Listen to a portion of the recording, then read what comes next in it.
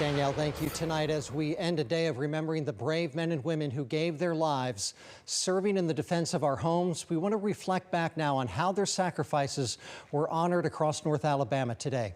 In several cities and towns, veterans and family members who had a loved one die during military service gathered at parks and memorials.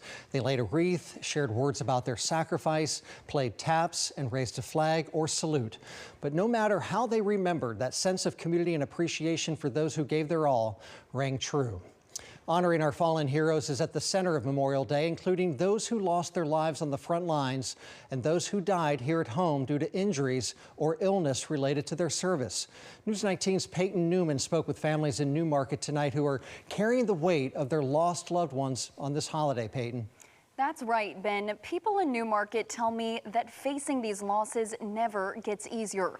But learning about their loved ones' time in service through letters and photos makes it feel like a piece of them is still here. This is the boat that he went over, and they have an arrow drawn. That's him standing there. Memorial Day is about remembering and honoring the heroes who risked it all in the fight for freedom. Remember to stop the bleeding. And for many, those heroes are their dads. Growing up, my dad never talked about his service. And when you would ask him questions, he would say, "You just don't talk about it." And when he died, all of us just fell apart. So he was just our glue.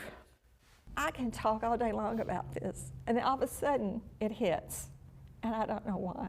My dad's been dead 50 years. For these families, Memorial Day is a chance to open the scrapbooks, read the letters, and honor the lives of those they lost. To my mother, this was written from France.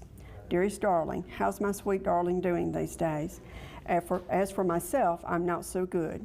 Their own clothes had worn out long before, and only the capture of the Jap clothing saved them from fighting in the raw. On Memorial Day, we remember those who died in service of our nation. For many families, that goes beyond the front lines. Their loved ones suffered life-changing illnesses or injuries after service, oftentimes leading to their passing after hanging up their uniform. It would be criminal to forget those men that gave so much, either the ultimate sacrifice, injury, mental damage that was caused by seeing what they saw and going through what they saw.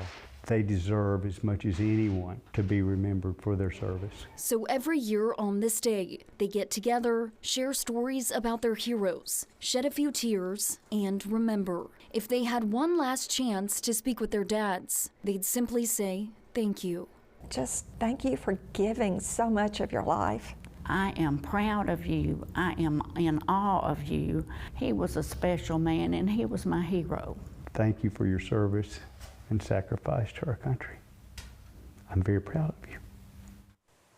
Now, the folks I spoke with gave me these names of who they are remembering and honoring today: Jonah R. Fanning, William B. Howard Jr., Howard C. Jones Jr., Howard C. Jones Sr., Paul Perry, Levi P. Esslinger, and John R. Thomas. Ben.